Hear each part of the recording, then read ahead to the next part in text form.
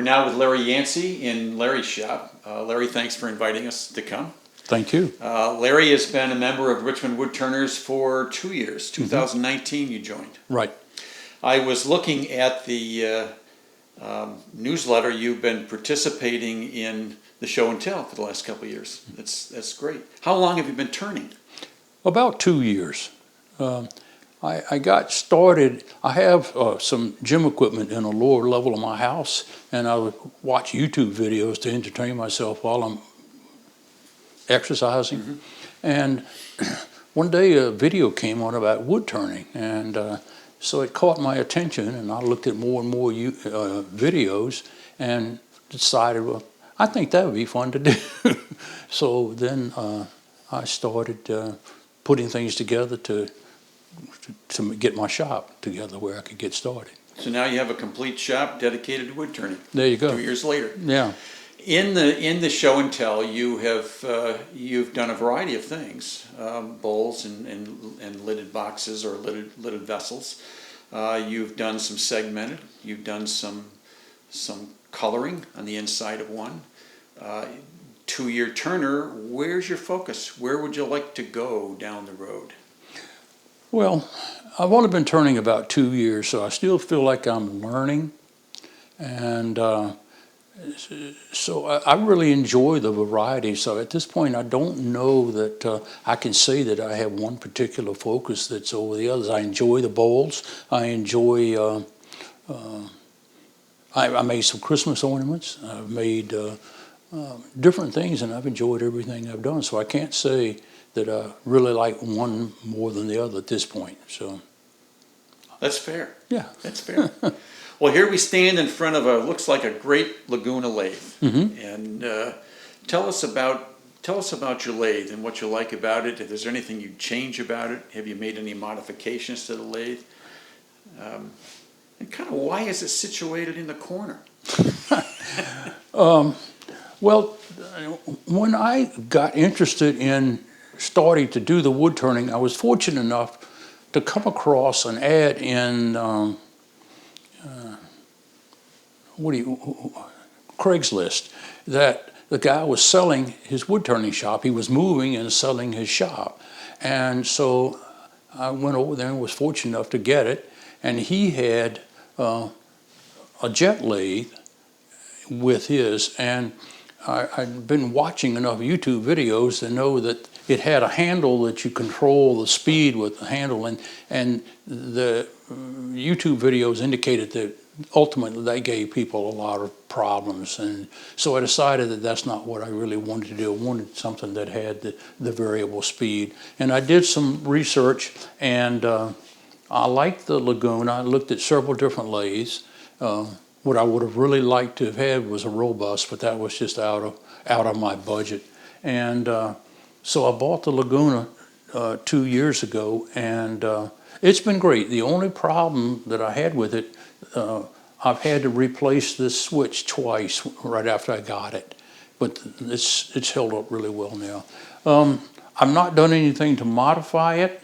The only thing that I would like to have different is the fact that it is in the corner, and that's because it's just so heavy and non-movable. Everything else in the shop, except for the bandsaw and the drill press, are on wheels, and it can be moved around. The only thing that I think I might like to have, and I don't know, is a rotating headstock so I can move this out a little bit to get the things better, because I am somewhat limited to what I can do since I can only get to this one side. So, but so far that has not proven to be a real problem. So, but I was noticing that you have a box under here, and it's tilted. You're not getting any chips now behind this, so everything slides forward and easier to clean. It's a lot easier to clean. Before I was getting a lot of chips down there, and it was a hassle to try to get down on your hands and knees and get them all out. I mean, not that I guess it had been a problem for them to collect, but this it makes it easier. Take a broom, just sweep them all back out, and clean it up. So, yeah. So when you're standing here, it looks like you've got everything handy, all of your tools, quite an array of tools. Can you tell us a little bit about the tools that you use, and do you have a favorite tool? Yes. I use my primary tool is a carbide. You know, I just started with that, and I've been toying a little bit with the bowl gouges, and I still probably don't spend enough time with it to get proficient with it. But I've really enjoyed the carbide tools. I have a set of the full carbide tools. I have a set of the mid-size, and I have a set of the minis. And I use all of them at one point or another. And then several months ago, I decided I would make some of my own tools. So I made this. This is a negative rake round, and then I made this one, and I call this Ivan the Terrible. Because it can really get into some wood really fast, and it's heavy, and I like it because it's heavy and I can control it a little bit better, and I can do some finer work with it as well. And it's really, this would be I would have to say my favorite. I like the long handle. Yeah. Really getting into something. Yeah. So, and then I use I have a variety of scrapers that I use, and other than that, a lot of the tools came with the shop when I got them, and a lot of them I have never used and may not ever use. I don't know, but I seem to be able to do it with those and with the ones I have. So it seems to work for me. So I see some sandpaper in the corner. It looks like even the sandpaper is right at your fingertips when you're standing there. yes, yeah. So I take the sandpaper, then I have a pair of scissors here. I can cut the sandpaper and then get what I want. I start with 80 grip, and it goes on up to 1200. So. And you're well lit. That's looks like you've got plenty of light there. Yeah. So if I can get light there. I went over to the Habitat for Humanity store and was looking for something, and I saw this fixture, which is pretty ugly, but it gets the job done. That's kind of what I'm more function than form there. So. Well, you got a lathe that's a size that will let you, even after 2 years, get into anything, any size you want to do. Mm-hmm. It looks like you've got extra chucks, and you're all set for anything you want to turn. Mm-hmm. If you don't mind, would you take a minute and just kind of walk us around and explain your shop and how it's set up? Sure. For us? Sure. Well, when I bought when I bought the shop, it came with like the jet lathe, and it also came with a jet bandsaw. I already had a bandsaw, so I sold the jet bandsaw and the lathe, and I bought this, and I worked with that bandsaw that I had for a while, and then the motor burned out, and so then in the winter, I guess, there was a sale, Mr. Bradford's sale, and I bought the Minimax here, and so that has proven to work out pretty nicely. I still have, I tell you, I think that the bandsaw and the table saw intimidate me more than anything else. I really give them a lot of respect, because I hear stories all the time of people missing digits because of bandsaws and table saws. So I'm really careful with it, and I probably don't use it as much as maybe I should.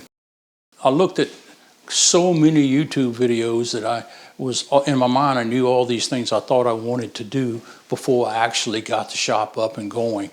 And this building was a building that I built about 15 years ago that was for lawn and garden equipment, and it was full of junk, and it took me probably 3 months to get all the junk out, put the paneling up, insulate it, get the lighting done, and get all the electrical work done. So, so in that time, I had a lot of time to look at a lot of YouTube videos and preconceived ideas in my mind of what I wanted to do. One of the things what fascinated me was resins, and so I decided to buy a pressure pot. Well, in hindsight, I wouldn't have done that, I don't think, because I did a couple of resin things, and it just wasn't what I thought it was going to be. Plus the fact that the woods gave me so much satisfaction that I felt like I didn't really need to do the resin. I probably will do some more with the pressure pot, but it's just been sitting here for a while now. Meanwhile, you have it for when you want to use it. Exactly. Yeah, one of these days, or somebody else in the club may decide I want to do some resins, and if that's the case, they'd be welcome to borrow it. So, the grinder, it came with aluminum oxide wheels. I got the CBN wheels. This is a 600 grit. If I had it to do over again, I would not get that. I would have gotten a much finer grit, but it works pretty well. It looks like you're using the Wolverine system. Yeah, the Wolverine system, yes. But again, mostly what I sharpen is the scrapers with this, and that's what I do, mostly. I haven't gotten into doing the bowl gouges. I mean, I've practiced a little bit with it, and I think I could do it, but with the carbide tools, I'm not using them that much, so it's not something that I need to spend a lot of time on. Bandsaw, I think we talked about that. Then I use some other tools that I use to support the wood turning. Is the miter saw, and then table saw. I use the belt sander. I find that I don't use the joiner very much at all. It sits there, it's not in my way, but I don't use it a lot. Don't use the drill press a whole lot, but I do use the planer a lot. And again, everything is on wheels, so if I want to take the table saw and use it, I can just pull it out.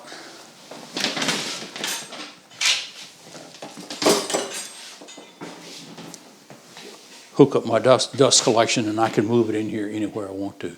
The same with the planer. The same with the sander and the joiner. So I have a lot of flexibility to be able to move things around to use them when I need them. Again, the drill press is used to support the shop. I can't say that I use it a whole lot, but it comes in handy when I do need it. And the planer, the planer I do use quite a bit, particularly when I'm getting ready to do segmenting, which I enjoy the segment. So when I'm doing segments, I use the planer a lot. So, and I do a lot of segmenting. I went online. I think there's I can't remember the name of the website now, but it's segment something. But they tell you how to make the segment sled, and so I do use that, and I've got a couple here that I've done. Once I put them together, I can run them through the planer to make them so that I can glue them up nicely. So tell me about climate control. How do you keep it warm in the winter and cool in the summer? Well, about 3 weeks ago, I installed a mini split, and that's great. Before, I had a window air conditioning in the window here, and then I've got a couple of these oil-filled radiators that I used in the winter.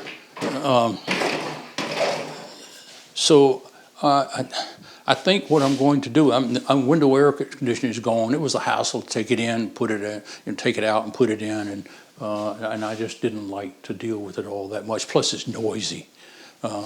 This thing is running now, and you absolutely can't hear it.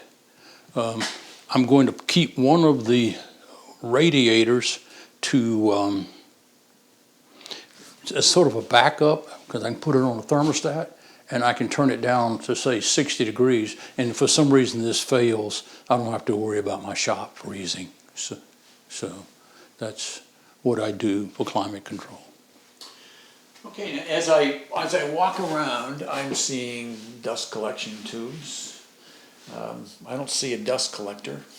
Can you tell us about your dust collection, housekeeping, air control? Sure.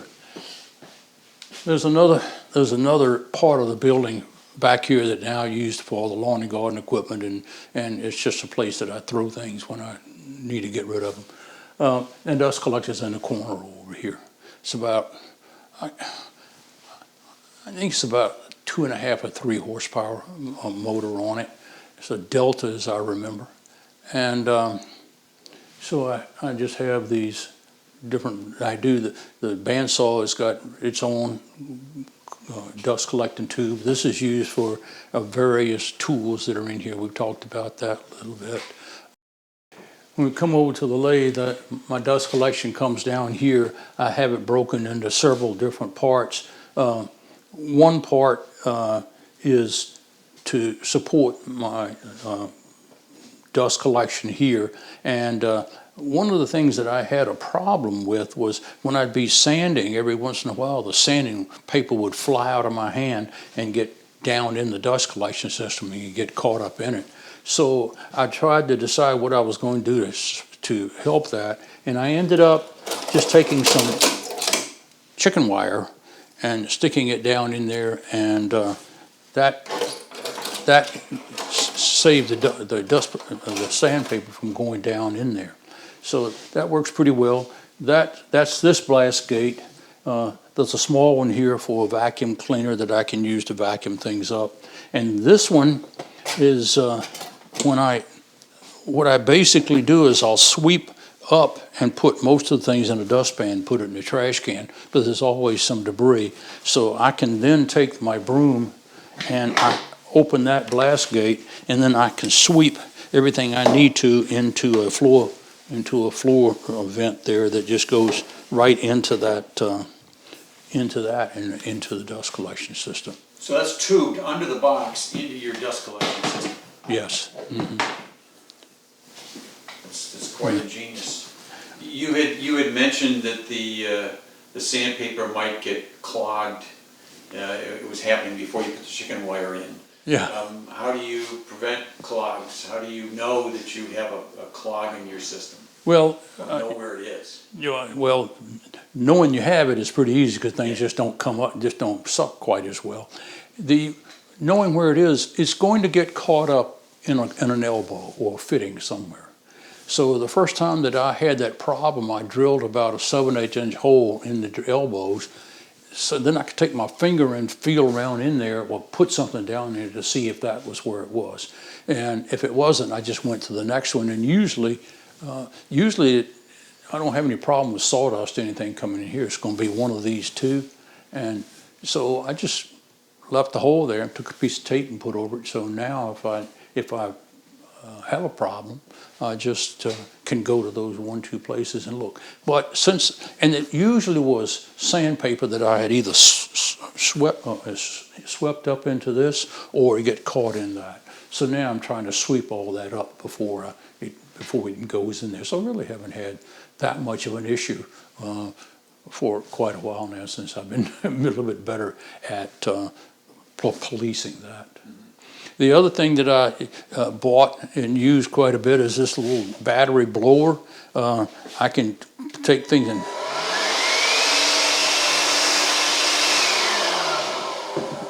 and blow the dust off, and then gets it on the floor where I can manage it.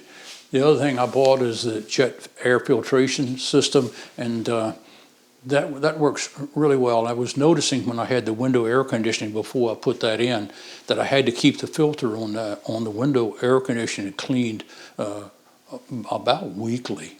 And I'm not in here as much as I'd like to be. I mean, I still work full time. I've got other things I've got to do. My wife's got gardening chores for me to do day in and day out, so I stay busy with all that. I'm hoping once I retire to spend a whole lot more time in here.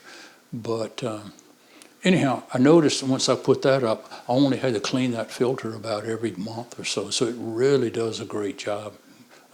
Biggest problem with it is noisy. So I don't like that noise, but I like not having the dust a lot. And of course, your shop is always this clean. Yeah. Bank on it, yes. I don't see any wood in here. What about wood storage? Where do you keep your wood? Well, the story is, again, when I made the shop, when I decided I was going to make this shop, it's kind of funny. I came in here and got all this together, and I picked a color for the walls. My wife came in and said, "Is this a wood shop or a nursery?" And I said, "Well, I think it can be both. When I'm a crybaby, you can get me out of your way by putting me in here." But anyway, this building was here, and about 5 years ago, my son, before he went to grad school, had about 3 weeks between the time he had to be out of his place in Arlington and before he had to be in Pittsburgh at Carnegie Mellon to start grad school. And so he helped me build another building on the back side of this building. That's where the dust collection system is. And then when I started wood turning, I had piles of wood all over the place, and it just was not pretty to look at. And we were concerned about snakes getting in it, one thing. So last year, I built another building on the back of that, and that's where all the wood, I've got racks and things, and that's where I store all the wood, green wood and dry wood. So, and it's still, it's pretty much full, but I still need to put some more shelves and things like that in there I've been working on. We never have enough wood, right? I'm getting to the point that when people call me and say, "I've got this," and I'm having to say, "No, I don't have anywhere for it." But yeah, I don't know how long it'll take me, or if I'll ever get that worked through. But it's okay. Well, Larry, this is a fascinating shop. What size? What's the floor size roughly? 230 to 240 square feet. More than enough. Yeah. For a turner. Right. Right. This is another thing that I came up with. It's not original. I saw it on a YouTube video. Somebody had made one very similar, but basically it's just plywood with a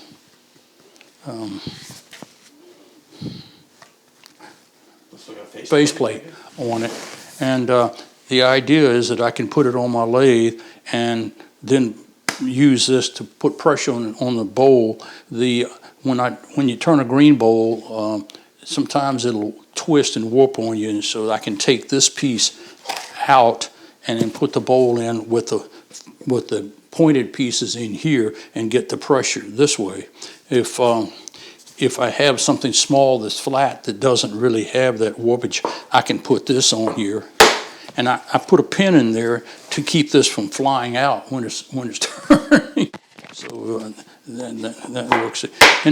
And I put it on the lathe and then put circles on here to help me make sure that I can get the bowl as close to center as I can. But in essence, it just goes right on the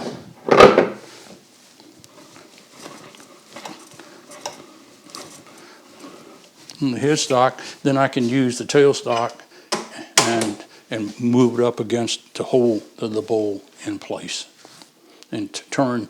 Then what I do is get my recess or my tenon corrected around it again, and then take it off, and I can take this off. But I looked at buying a vacuum chuck, and I finally decided that the investment for more than when I was going to use it just wasn't worth it. And there are ways to get around it, not having it. So unless something changes, right at this point, I don't see myself buying a vacuum truck. Well, Larry, this has certainly been a fascinating tour. Thank you. We're always looking for tips, and you've given us a couple. I think your floor sweep idea underneath the lathe is a wonderful idea to keep the cleaning, and drilling the holes and taping them so you can identify where the clogs are if you have any in the dust collection system is a pretty good idea too. I wanted to tell you about. I wondered if you saw that piece of wood that's mounted on the wall there. It's a piece of sycamore that had some kind of a vine that grew into it, and I was going to try to turn it into a bowl, and then I got so fascinated with it, I decided I didn't want to do that. So I just put it up there and displayed it. So I enjoy looking at it every once in a while. It's really neat. Yeah, I like it. It's neat. Well, if anyone has any questions, can we give them your contact information? Absolutely. Mm-hmm. Larry owns a construction company called Stony Point. Stony Point Construction, and his email address is tied in with that. Stony is abbreviated STY, Point is abbreviated PT, and construction is CONSTR. So it is STY PTCONSTR@gmail.com. Right. Okay. Well, again, thank you very much for the tour. Thank you for coming. I enjoyed it.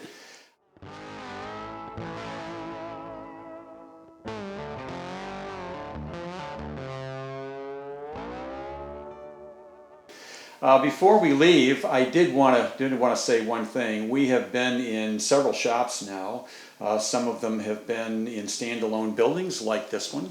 Some have been in garages. One in particular occupied the full basement underneath the house.